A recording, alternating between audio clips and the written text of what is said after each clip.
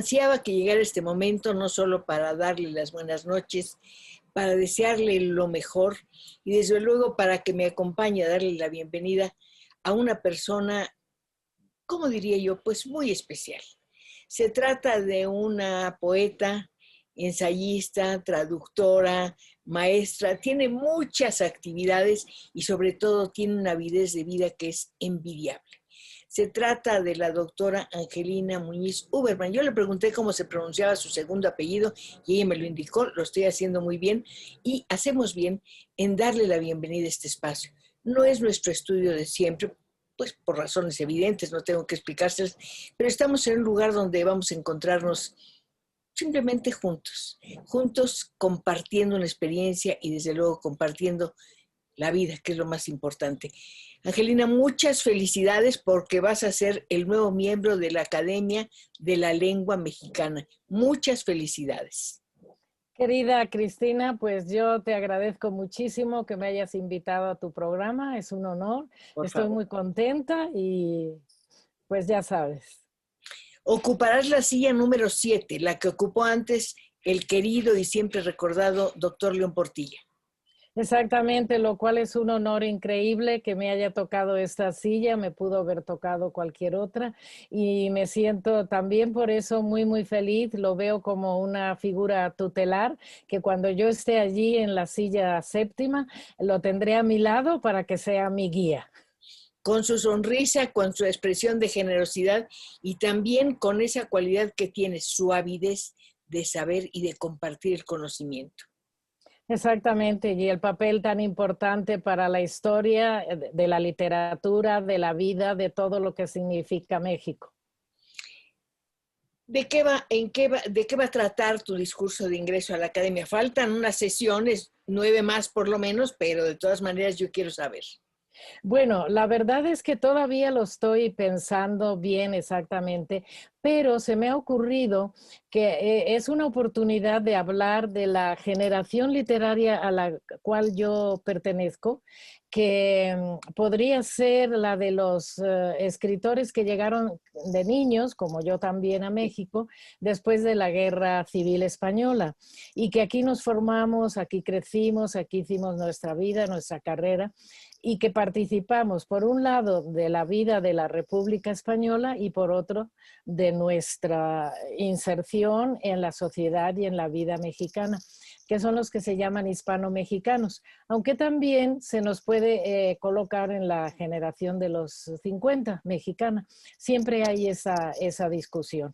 Pero algunos nombres que tú conociste a todos ellos seguro, pues son Ramón Xirau, Luis Ríos, Arturo Souto. Souto, exacto. José de la Colina y una larga lista. Federico Álvarez, sí, sí. Federico Álvarez. Ajá, Carlos Blanco. Bueno, hay tantos nombres, ¿no? Enrique de Rivas, Paquita Perujo. Y pues formamos como un bloque y nos dedicamos a la literatura. Entonces yo pienso que sería una bonita relación también pensando en que es la silla séptima de don Miguel León Portilla, que podíamos así unir lo español y lo mexicano. Pensé, no sé por qué razón, que ibas a dedicar tu discurso a las nuevas palabras. En un momento realmente dramático y difícil, el lenguaje se está abriendo, nuestro idioma se está abriendo. Están llegando nuevas palabras que proceden de la tecnología, que nos cuentan nuestra historia actual. Fíjate, ¿cuántos años hacía que no usabas la palabra pandemia? Yo no, en mi vida la había oído. O confinamiento. Rara vez la usabas y ahora son términos de todos los días. Sí, exactamente. Yo creo que este momento que nos ha tocado tan especial, tan difícil, es también un momento de creación, porque son esas palabras para nuevas situaciones. También la influencia del mundo cibernético te hace pensar en nuevas palabras para... Por ejemplo, Zoom, como tú dices, ¿quién pensaría que estaríamos escanear? Angelina, googlear, que es un término horrible. Te lo googleo, es espantoso. Suena horrible. Exacto, exactamente. Sí, hasta se te atraganta, ¿no? Google, Google. Me hace pensar en un gusano que se arrastra. Es Exactamente. Y luego el otro gran tema, pero es que esos son temas que más bien corresponde a la academia presentarlos para las discusiones, es el de lo que se llama el lenguaje inclusivo. La famosa diferencia entre masculino y femenino, si se hace, si no se hace, pero eso va a ser una discusión probablemente de la propia academia. Entonces ahí pues yo no quiero todavía intervenir. Yo sé, naturalmente soy hija de mi tiempo. Y como hija de Exacto. mi tiempo, yo pensé o creí siempre que los niños eran los niños en general. Me Exacto. parece excesivo, perdón, me van a odiar, insistir en los niños y las niñas, ellas y ellos, eh, ellas, etcétera, etcétera. Sé que tienen derecho a una definición, pero me parece un exceso cuando están ocurriendo otras cosas en el lenguaje, como una degradación tremenda. Exactamente. Lo que está pasando por el uso de estos sistemas que se escriben en Twitter y tal, etcétera, que empiezan a abreviar las palabras, a quitar verbos, Pero mal, mal. Claro, claro, Tú exactamente. dices que la palabra es sagrada. Ujú. Es que además nos cuenta lo que fuimos, nos cuenta lo que somos y nos cuenta lo que seremos, más o menos. Sí, es que es un don, el don de poder hablar, de poder pronunciar, y luego pasarlo a signos escritos, símbolos, que realmente hay que venerar a la lengua. Hay que venerarla y cuidarla, porque además es la gran transmisora, perdón, de la cultura y de la historia. Exactamente, es todo. Pues es la ciencia, es la filosofía, es los deportes, todo lo que uno hace como ser humano se refleja, es la lengua. Te digo, mucho tiempo escuchamos que somos hijos de las estrellas, ¿no? Yo creo que somos hijos de las palabras. Eso me gusta más. Eso te gusta más. Y Sí, lo que más te gusta es estudiar, investigar, inventar. Y tú decías en una conversación que sostuviste con un periodista que siempre estás buscando la palabra precisa. Y cuando no la hayas, simplemente la inventas. ¿Cómo se inventa una palabra? bueno, depende, tomando en cuenta las raíces, agregando un prefijo, un sufijo, y de ese modo pues puedes inventarla personalmente como poeta. Los poetas tienen esa libertad, ¿no? De poder inventar palabras. Ahora que eso llegue a ser un reflejo en toda la sociedad, eso ya no se sabe, porque ha sido una invención fuera de la academia y, y que no sabemos si se va a adaptar por el resto de los años.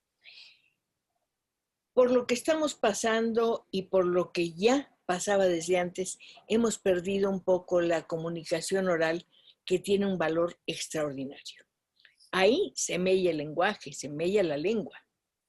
Sí, entonces esos son algunos de los problemas que tiene una academia de la lengua, que cuando se impone ya una palabra y todo el mundo lo dice, ¿se va a aceptar o no se va a aceptar? ¿Cómo se acepta una palabra, Angelina? ¿Por qué valores? ¿Por qué razones? Bueno, era un poco lo que tú decías hace un minuto. Si esto se extiende y ya todo el mundo pronuncia o dice esa palabra y no va contra las reglas de la academia, pues puede ser un nuevo caso. Por ejemplo, en el siglo XVII, Góngora inventó por primera vez, tomándolo directamente del latín, la palabra joven.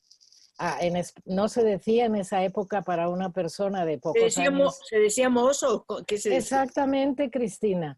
Y entonces él en sus poemas empezó a usar joven y quién diría que después es la palabra que usamos todos, siglos después. Sí, fíjate cómo es que es maravilloso. El lenguaje es como un árbol completamente vivo. Cambia de follaje, pero el tronco siempre está ahí. Exactamente, tú lo has dicho, y florece. Florece, se renueva y nos permite sentir abrigados y comunicados. Estaba pensando en uno de los temas que más te interesan, que es el exilio. no conozco la experiencia, pero me gustaría saber si el exilio se siente menor cuando se llega a un país de la misma habla. Si no debe ser lo mismo para un africano llegar a México que para un español llegar a México. ¿La lengua es la patria verdadera? Yo creo que sí. Y por eso hasta cierto punto México ha sido el país que acoge a los exiliados. Por ejemplo, tenemos argentinos, chilenos, colombianos, Español. guatemaltecos que han venido a México y que aquí han podido seguir con sus carreras porque también era muy fácil, era el mismo lenguaje y simplemente ya nada más adaptarlo a la circunstancia del país huésped. O sea, llegas de fuera, en tu caso llegas de Francia, llegas de Cuba, donde fuiste tan feliz, en Sí. de los Caimitos, ¿cómo se llama el barrio? No, el pueblito, es un El pueblo. pueblito, ¿cómo se llama? Caimito del Guayabal. Que me encanta. Siento que están cantando Buenavista Social Club. Nos vamos a un corte y regresamos enseguida, ¿sí? ¿Cómo no? Gracias. De nada.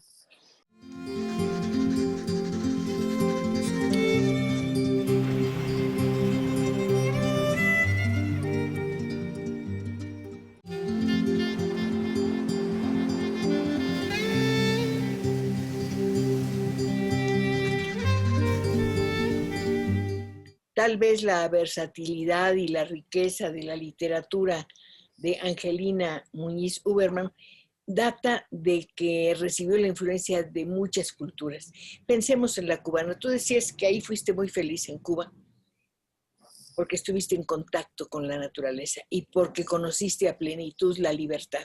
Vamos a hablar de tu pueblo, Caimito del Guayabal, que me encanta el nombre. Te digo, siento que estoy oyendo a Rubén González tocar el piano, pero en fin, cuéntame tú, ¿cómo era el lugar? ¿Por qué se llama así? Bueno, era un pueblito en la provincia de La Habana que se llamaba así porque había crecido un guayabal y en medio un solo caimito. Y como era muy extraño que dentro del guayabal hubiera otro árbol de otra especie y que se llamara caimito, pues la gente empezó a decir, ¿y dónde vives? Ah, pues por ahí, por Caimito del Guayabal. ¿Cómo Y era así el le quedó lugar? el nombre. ¿Eh? ¿Cómo era el lugar? ¿Qué había? Bueno, donde nosotros estábamos era en una casa en el campo. Mi padre, que había sido periodista en España, venía huyendo de la guerra, ya se acercaba la Segunda Guerra Mundial y todo estaba tan tenso, tan tremendo, que quiso apartarse de la civilización y nos fuimos a hacer vida, para usar otra palabra cubana, de guajiros, es decir, de campesinos, ¿no? Y, y hicimos vida de campesinos. Teníamos unas vacas, teníamos gallinas, etcétera. Había yo recuerdo, un aguacate y era estar en absoluta libertad. Yo corría por donde quería, me subía, me bajaba árboles, descubría dónde las gallinas habían puesto los huevos y luego les decía a mis padres, allí pusieron los huevitos las gallinas. Y, y estar en pleno contacto con la naturaleza, ¿no? Entonces era Angelina, muy agradable. mencionas eso, mencionas a los animales, la tierra, pero no hablas del mar. Bueno, ese lugar es en céntrico Sí, de pero tenía Cuba. cerca el mar. Ah, pero no veíamos el mar donde estábamos. Ahora, el ¿Ibas? mar, perdón. ¿Ibas? ¿Lo visitabas? No, porque como vivíamos en ese lugar específicamente, para ir al mar tendríamos que viajar mucho, porque estaba en un lugar donde no veíamos el mar. Ahora, el mar sí es otro de mis temas, porque yo nací ahí sí, en Yer, frente al mar, ahí sí es un puerto. Y Tú has dicho que tienes recuerdos de Ier en a tus 2 años. ¿Es verdad? No, más que de ayer, porque ahí estuve muy poquito tiempo, porque después nos fuimos a París, porque el resto de la familia que había salido algunos sí pudieron salir de España, otros se tuvieron que quedar. Los que sí salieron estaban en París y entonces mis padres decidieron que nos íbamos a París para estar con el resto de la familia. Y ahí sí tengo un recuerdo que una vez que se lo conté a mis padres, ellos me dijeron en dónde había pasado Increíble. exactamente. Es increíble ese don maravilloso que es el de la memoria. ¿Qué tanto se escribe con la memoria, Angelina? Bueno, es otro de mis temas también preferidos, querida Cristina. ¿Me estás adivinando todo o es tu conocimiento y tu sabiduría?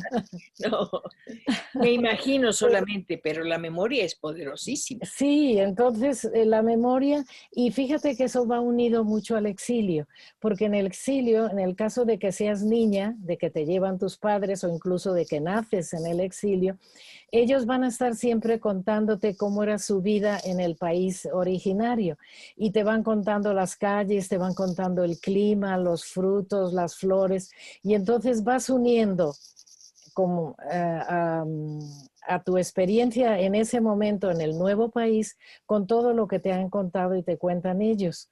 Te cuentan de la familia, te enseñan fotos, en fin, es algo que va incorporado con el exilio. Angelina, ¿qué tanto de lo que nos dice la memoria es verdad? ¿Qué tanto es real en el pasado? Bueno, ese es otro tema que también a mí me atrae y me fascina. Por eso me inventé una palabra que es pseudomemorias para un tipo de escritos en los cuales cuando yo quise dejar testimonio de la llegada, no de los adultos españoles, escritores famosos, León Felipe, Cernuda, etcétera, sino de los niños, cómo veían a México, al pueblo, a su gente, la visión de los niños. Entonces, como yo la había experimentado, me decidí a escribir estos libros de pseudomemorias en los cuales me inventé un personaje que era parte yo y parte ficción, parte que no soy yo, para contar esa experiencia del mundo visto incluso desde la estatura de un niño frente a la estatura de un adulto. La perspectiva es distinta. Claro, hablas de tu personaje, parte ficción y parte soy yo. No ocurre siempre lo mismo cuando uno escribe. Hay algo de un Sí, personaje, aunque no quiera. exacto, y eso, por eso yo me inventé el término pseudomemoria, porque me pasaba que cuando yo les contaba a mis padres algo que yo recordaba, ellos me podían decir, ay, yo no me acuerdo de eso, o no, no fue así, no era manzana lo que comía, eras plátanos. Yo, no, no, no, es que era redondito, era manzana. No, no, no, eran plátanos. Entonces empecé a ver que la memoria pierde la memoria. Y entonces por eso me inventé el término de pseudomemorias. Algo hay de verdad, algo hay del autor, como tú decías, pero también hay algo que inventas, que arreglas, que suavizas o que empeoras. Me decías, no a mí, decías al público que te escucha, que cuando escribes una novela te basas en muchas cosas. Puede ser en lo que has vivido, en lo que hubieras querido vivir, pero también en lo que oyes, en lo que lees, es decir, en lo que te llega de la calle. ¿Hasta qué punto la calle es cómplice de un escritor?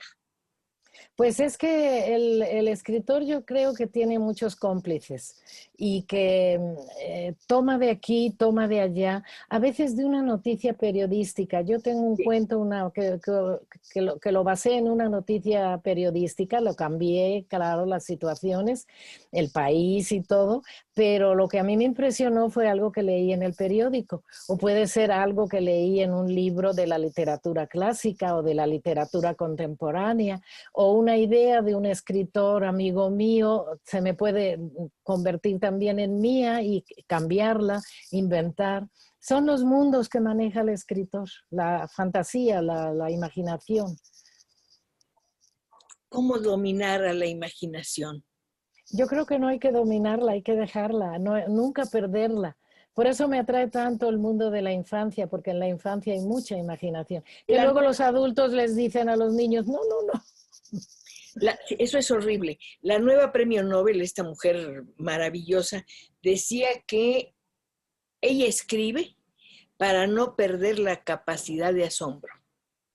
Exactamente. Y eso es la imaginación, exactamente. Si uno se sigue asombrando de por qué sale el sol, aunque salga todos los días, pues es formidable. Te preguntas muchas cosas. ¿Qué te asombra ahora, después de todo lo que has visto y afortunadamente has vivido? Bueno, pues me sigue asombrando todo el mundo y creo que el momento este que vivimos es un momento muy rico, al contrario de algunas personas que lo piensan confinar, como tú dijiste al principio. No es un mundo confinado, es un mundo que te abre las posibilidades de tu interioridad, de lo que llevas por dentro, que eso es lo que te permite este momento, sacar todos tus recuerdos, tus experiencias, compartirlas, ver esta sorpresa, además de algo que vivieron generaciones atrás, porque la peste aparece hasta en la Biblia, en la Edad Media, en el Renacimiento. Y en México. En México, en la Claro. Colonia, con Sor Juana Inés de la Cruz, nada menos. Entonces, pensar que estamos unidos a toda la humanidad que está atrás de nosotros, pues es también un privilegio, una oportunidad única que nos ha tocado. Mencionaste a Sor Juana y pensé en el claustro de Sor Juana y pensé que el lugar donde vives lo llamas el claustro. ¿Por ella? Sí, exactamente, y porque es por lo mismo, fíjate que antes de esta pandemia es un lugar, es un cuartito pequeño, mi casa es un departamento pequeño, pero donde yo escribo, que es lo que están viendo, es todavía más pequeñito, y entonces pensé en una celda, en una de las celdas de Sor Juana, y le puse el nombre del claustro. Conocí a un pintor, Fernández Balbuena, fui su secretaria, maravilloso, maravilloso, cuando era estudiante. Sí, sí, sí. Y él tenía una casa muy bonita, pero su cuarto era muy pequeño, estaba todo pintado de blanco y solo había un catre y una mesa creo que con un jarrito de agua. Era un claustro. Exacto. Y ese aislamiento lo debe haber enriquecido muchísimo. Ese aislamiento es necesario para un escritor. Exactamente, sí. Sí, porque en el aislamiento, en soledad, todo florece, ¿no? Todo sale, todo surge, es tu compañía. Pero tú decías también que en tu escritura hay muchas pausas, porque vivimos en un mundo de mucha prisa, todo mundo tiene prisa. Pero esas pausas nos obligan a pensar en nosotros mismos, y hay personas que no quieren eso, no quieren pensar en ellos mismos porque a lo mejor no encuentran nada. No encuentran nada, lamentablemente, cuando la vida de todo ser humano es interesantísima. Exactamente, cualquiera tiene cosas que contarte siempre, si se atreve, sí. Y mira, eso de las pausas, yo para llevarlo más a la práctica en mi manera de puntuar, voy haciendo pequeñas frases y poniendo punto. A veces deshago totalmente la frase, el sujeto, el verbo, el complemento, para que la gente se detenga y lea y piense. Porque precisamente la velocidad, ¿para qué la queremos, no? Está el famoso libro de Kundera, ¿no? Sobre la lentitud. La levedad, sí. Fíjate qué cosa. La vida se va tan rápido y la queremos vivir deprisa. Qué absurdo. Vamos a un corte y regresamos, ¿sí? Uh-huh.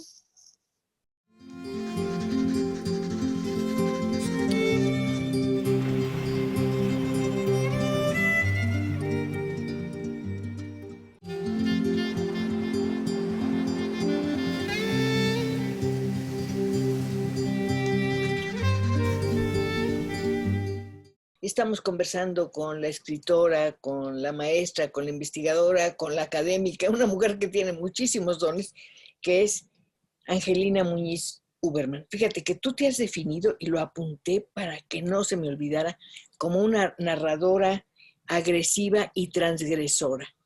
¿Por qué? No sé si tan agresiva, sino transgresora, sí, porque va unido a lo que mencionábamos antes de atreverse a sacar el mundo interno.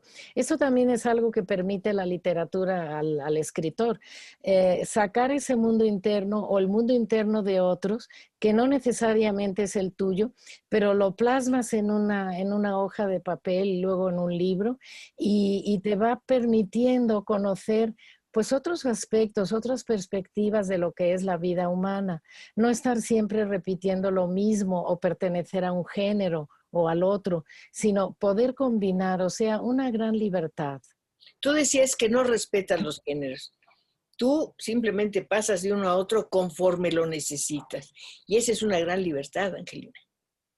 Pues sí, pero también ha sido un gran problema porque luego los editores no saben si son cuentos, si son novela o qué es. Y a veces por eso detienen la publicación o la clasifican como novela porque es lo que más atrae y resulta que no es tanto novela, sino que son reflexiones, que hay partes poéticas, que en ese sentido es la transgresión que tú decías. Entiendo que empezaste a escribir a los 8 años y que tus primeros cuentos los conservó tu madre y ahora los tienes tú. Háblanos de esos primeros textos. Mira, lástima, no los traje y ahora no me voy a levantar a traerlo. ¿No? Mi madre los guardó y lo interesante es que yo al final, colorín colorado, este cuento se ha acabado, Como decían los cuentos. de los cuentos clásicos, ahí sí fui más clásica, y puse la fecha y mi nombre. Entonces, sé exactamente en qué momento empecé a escribir y los guardó mi madre, después ya me los dio, yo no sabía que los había guardado y fue como un juego, empecé a escribirlos porque estaba yo con un niño en Ay, eso es Cuernavaca. muy bonito, eso es precioso. Cuéntalo. Sí, eran un matrimonio amigo de mis padres que nada más tenían un hijo y yo había quedado también como hija única. Y entonces cuando estaban juntos los padres de él y los míos, pues jugábamos. Pero este niño eh, tenía deficiencia mental y yo aprendí a jugar con él, me puse a su altura y jugaba a lo que a él le gustaba y lo que él entendía y éramos felices los dos. Pero un día ya habíamos terminado de jugar a todo y ya no sabíamos a qué jugar y a mí se me ocurrió decirle, vamos a jugar a escribir cuentos. Y él dijo, sí, sí, sí. Y yo conseguí unas hojas de papel, nos fuimos a la mesa del comedor, nos sentamos. Yo no sé qué escribió él, la verdad, pero yo me puse de verdad a escribir estos cuentos que eran un poco tomados de los cuentos de hadas que yo leía a esa edad. ¿A qué edad, mejor dicho, empezaste a leer las lecturas clásicas para niños que son tan importantes para ti? Sí, bueno, pues yo, pues en cuanto ya supe leer, que yo aprendí en Cuba, como te decía, era como el paraíso. Entonces, en el paraíso no se sabe leer ni escribir. Ahí está Adán y Eva, ni leen ni escriben, ¿verdad? Entonces, pues yo tampoco leía ni escribía, pero sí me leían cuentos mis padres o los escribía. Y, perdón, en México, cuando fui por primera vez a la escuela, fue aquí en México, pues ahí aprendí a leer y ya para los 6 años yo ya podía leer cuentos de hadas, me los leían mis padres y luego ya pasé a leer pues los cuentos que leen todos los niños, por lo menos en esa época, porque ahora la literatura infantil es diferente, Sí. pero pues leía a Julio Verne, leía Stevenson. a Stevenson, a Madame de Ségur también.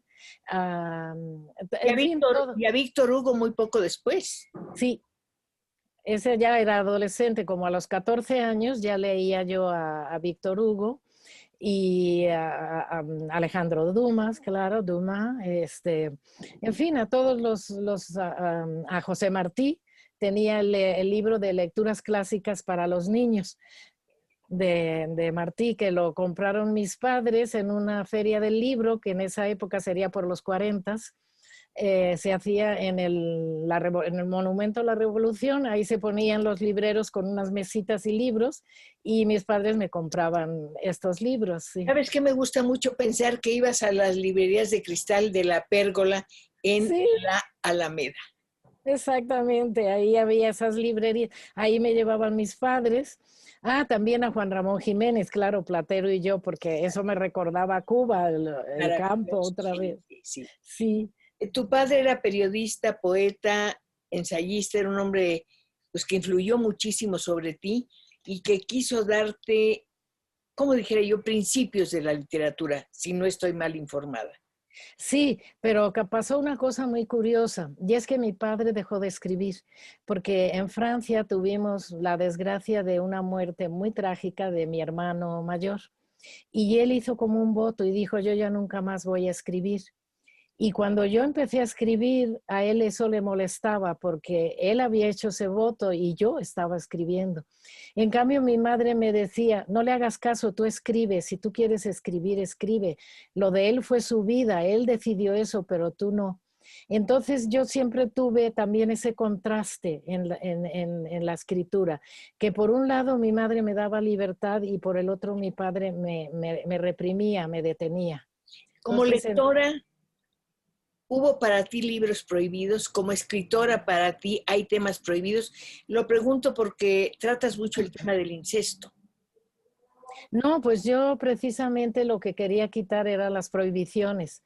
Tal vez ahí sí por oponerme a mi padre y seguir en cambio a mi madre. Entonces ella me decía, escribe lo que quieras libremente.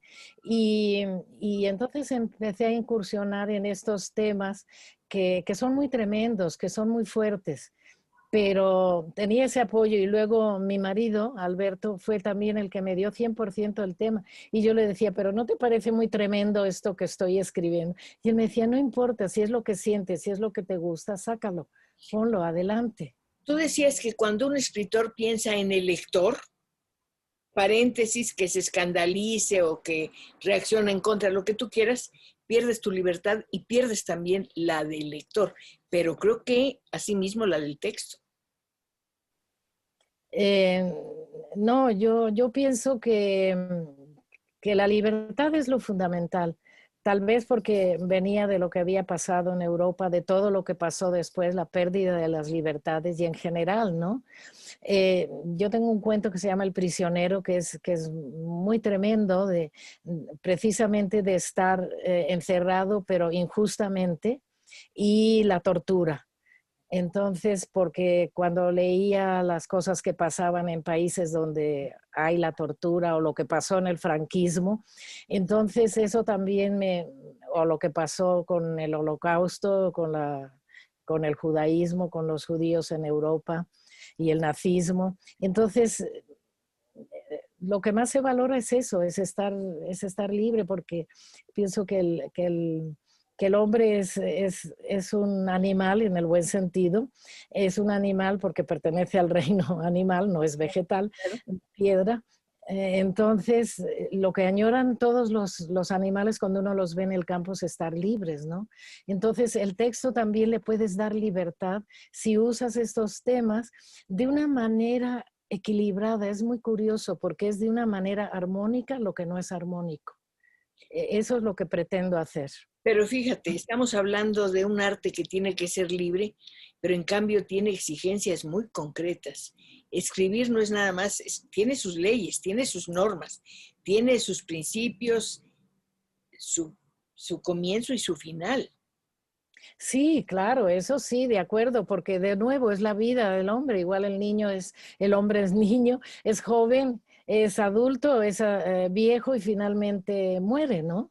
Entonces, por eso es la riqueza de la literatura que está mostrando todo eso que son normas. Igual la gramática, no te la puedes saltar, tienes que seguir también el orden. Ahora puedes hacer ciertas modificaciones, ciertas libertades, Como en tu caso, ciertas que cambias la transgresiones. puntuación completamente. Sí, ¿Y por pero qué los 2 puntos? ¿Por qué tanto los 2 puntos? ay, eso también es porque mucha gente dice que los 2 puntos no se deben usar o que no No, se yo debe creo usar que el sí, verbo. son utilísimos.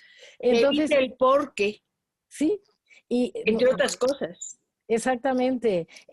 También es que me gusta una literatura, una frase elíptica que te da a pensar, porque no pongo una palabra sino otra, y entonces te pones a pensar en la riqueza del lenguaje, incluso en sus normas. Interminable. Entonces, Decías que para saber si conservaste en tu texto el ritmo de la lengua y dijiste lo que tenías que decir, lees en voz alta. exactamente. Escribo primero y después me regreso a leerlo en voz alta, y ahí me doy cuenta si sí fluye o no fluye. Entonces es una lectura también musical, del ritmo del lenguaje, ¿no? El famoso Muy, octosílabo. sí, decías que, también decías, perdón que lo repita, que a veces tus líneas muy breves se interpretan como versos y que no te importa imprimir en tu prosa un tono poético. Pues sí, así es, porque después de todo, la poesía fue antes que la prosa. Eso no, eso históricamente, literariamente, todos los pueblos empezaron con la poesía, Que porque la era poesía es canto, canto, exacto, era exactamente, canto. y el canto pues es poesía. ¿No te recuerdo ese canto, el tono machacón con que nos enseñaban en la escuela algunos versos o algunos poemas como seré grande un día, tendré buen bigote, sombrero de copa, casaca, bastón? Me voy a un corte.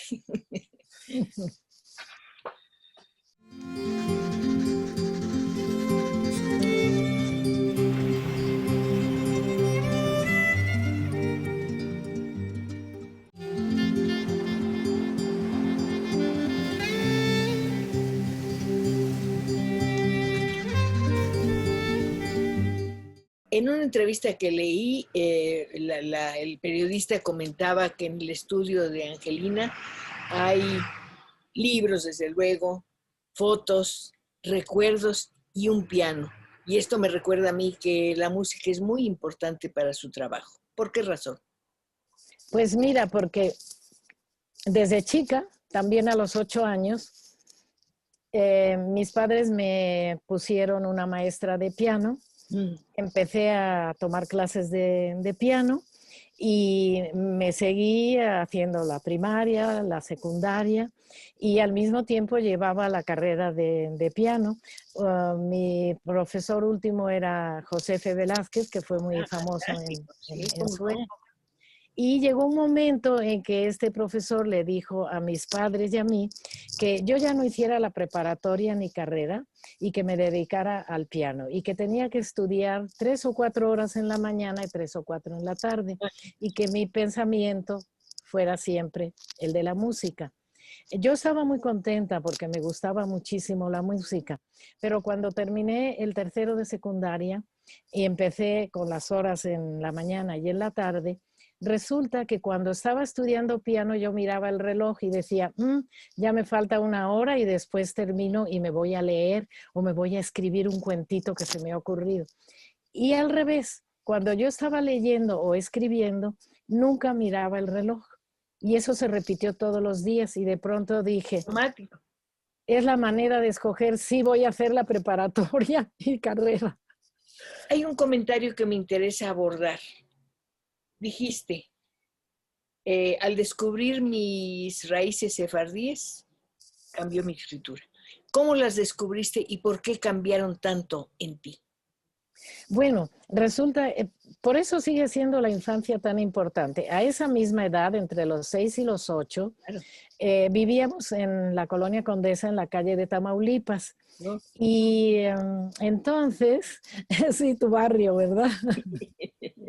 Entonces, un día mi madre me lleva al balcón de la casa, cierra la puerta y con gran misterio me dice, te tengo que decir una cosa, porque esto me lo dijo a mí mi madre y la abuela lo dijo y la bisabuela, siempre a las mujeres. Y eso es que somos de origen criptojudío, es decir, de los judíos que cuando la expulsión en 1492 Sí, sí. se quedaron en España y llevaban las dos religiones afuera de la casa, la católica, dentro de la casa, la judía. Cuando la Inquisición los descubría, pues se los llevaba. Pero entonces había esa idea de cerrar las puertas, de que no se enteraran. Estábamos en México, no había Inquisición. Ella cierra la puerta y me lleva a un lugar donde nadie puede ir para confesarme esto. Y esto me impresiona muchísimo, más el hecho de que a la escuela que yo iba, The Gordon College, que estaba en la calle Primavera, que ahora es Benjamin Hill, llegaron muchos niños judíos escapando de la guerra e incluso me tocó de compañera una niña que tenía el número marcado aquí a fuego. Y entonces, con lo que me había dicho mi madre y con la presencia física real de estas niñas, fue algo que me sacudió muchísimo y que me hizo pensar en recobrar de este modo mi categoría de judaísmo. Sé que eres la iniciadora de los estudios sefardíes en México. Bueno, más que de los estudios, de una novela de tipo sefardí criptojudío, que fue mi primera novela, Morada Interior, exactamente, donde juego con un título de Teresa de Jesús, de las moradas y de su diario, ¿no? Entonces, lo que yo hice fue, al recobrar los orígenes criptojudíos, porque Teresa de Jesús venía de una familia también judía, conversa, y sin embargo ella entra a lo más íntimo del catolicismo, que sería ser monja, ¿no? Entonces esta situación me lleva a escribir esta novela en la cual ella también lleva por dentro las dos vidas, la judía y la católica. Es otra transgresión también. Entonces, de ahí que yo lo que hago es incorporar, a mí me gusta incorporar los mundos, igual que lo español, lo mexicano, entonces lo judío, el reflejo del judaísmo en el catolicismo, porque después de todo el cristianismo se deriva del judaísmo, ¿no? Igual que el islamismo. Y pues eso un poco sería la historia. Detrás de cada historia hay una historia. Las que cuentas te cuentan la tuya. Las que has escrito te cuentan la tuya. Cuentan ciertos aspectos, ciertas facetas o ciertos aspectos de mis padres, ciertas tonalidades, fragmentos de lo que ellos me contaban. Por lo que te digo que el exilio y la memoria y contar historias se vuelve muy presente y entonces las incorporo y las cambio. Todas las cosas en nuestra vida van dejando una huella, son surcos, pero hay uno muy profundo en tu caso, el hecho de haber sido niña que trataba mucho más con adultos que con otros niños. Sí, también te puedo contar otra anécdota de esto, y es que los refugiados, como se les llamaba entonces, no exiliados españoles, y cuando se les quería insultar se les decía refugachos. Pero bueno, los refugiados se veían en los cafés del centro El porque era una Tupinambo, cumbre. Tupinamba, el do Brasil, el No Brasil, todos esos campos, el ¿no? Habana también, seguramente. Sí, el París, todos Sí, esos, de París, esa época. maravilloso, claro, claro. Y entonces mis padres no me dejaban porque después de la tragedia de la pérdida del niño, de mi hermano mayor, Era mayor que tú, sí. era 6 años mayor que yo. Él tenía 8 y yo tenía 2 cuando él se muere. Entonces no me soltaban, me llevaban a todos lados.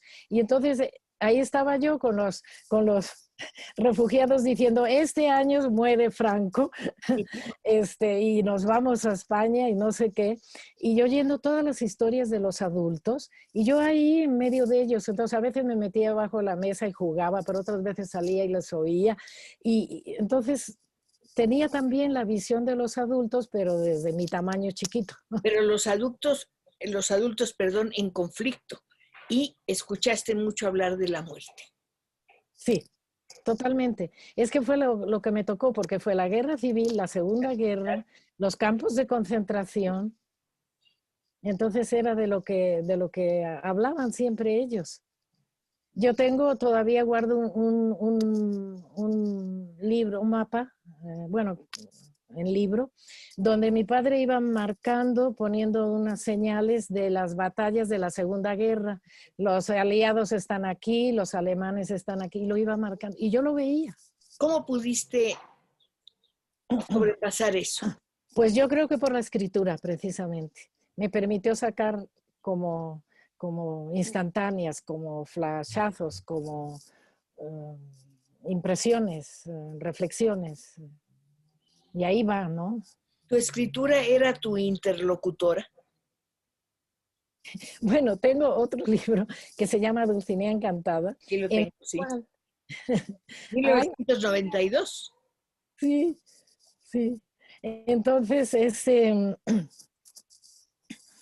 em, la locura de Don Quijote yo se la paso a Dulcinea porque también siempre me ha gustado que mis personajes femeninos sean la voz cantante y la voz que descubre mundos.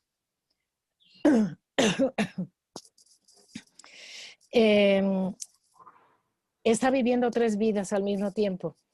Ha dejado de hablar este personaje y entonces lo que escribe son novelas mentales que tampoco las escribirá en papel. Y son 2 novelas más las de su vida, son 3 novelas en una solamente. Tú dices que siempre estás escribiendo real o imaginariamente, y que una de las cosas que escribes son una fuente muy poderosa para tu trabajo, los sueños. De hecho, ahí sí me inventé una palabra, que es otra más, somniario. Yo llevo un somniario en el cual escribo los sueños que he soñado. Y suelo tener un cuadernito al lado de la cama y en cuanto me despierto con ese sueño, lo anoto, las principales escenas, porque luego se me puede olvidar. Y al día siguiente lo paso al somniario y a veces lo incorporo en lo que estoy escribiendo realmente. En el somniario o en los textos que lo enriquecen, ¿hay lógica? ¿Aparecen temas recurrentemente? Bueno, temas, yo sí creo que y creo que casi todos los escritores son obsesivos, ¿no? Entonces tienen sus temas recurrentes que van a aparecer de un modo o de otro, variados. Es como en música el tema y variaciones, lo que hacía Bach, por ejemplo, sobre un tema musical, pues podía seguir haciendo variaciones y variaciones, ¿no? De las variaciones Goldberg son 32. Maravilloso. Recuerdo ahora que hay un poema tuyo que escribiste después de soñarlo y le escribiste de golpe. Sí, es el de Una jornada insensata, ¿no? No me acordaba del título, perdona. Sí, ves, ahí está otra vez lo lógico y lo ilógico, una jornada insensata. Jornada es lo que trabajas en un día, ¿no? Pero insensato, pues es lo que no tiene sentido. Bueno, los que matan impecablemente. Ay, también te acordaste de eso. Claro que me acuerdo. Y bueno, es bonito pensar en el mundo de los sueños. Ahora creo que han cambiado mucho por esta situación que estamos viviendo. Según escucho conversaciones, personas que me llaman o me platican de lo que les pasa. Lo importante aquí es que nos hemos encontrado, que nos acercamos mucho más a ti, que esperamos acompañarte el día en que llegues a ocupar esa silla maravillosa en la Asamblea, en la Academia Mexicana de la Lengua. Pienso, cada vez que piense en ti voy a decir, primero sueño y luego escribo. Un abrazo, Angelina. Profesor Juana, ahora permítame que yo haga de entrevistadora. Rapidísimamente te quiero decir la admiración por la obra de José Emilio Pacheco, y no solo eso, sino los libros que tengo, primeras ediciones de él, dedicadas por él. Y además el honor que tuve que uno de mis libros de cuentas tuviera la contraportada escrita por él. Así es que muchísimas gracias. Gracias a ti por recordarlo. Muchas gracias, de verdad. Hasta muy pronto, Angelina, y muchos saludos. Adiós, un beso. Y beso a todos los que lo oigan. Gracias.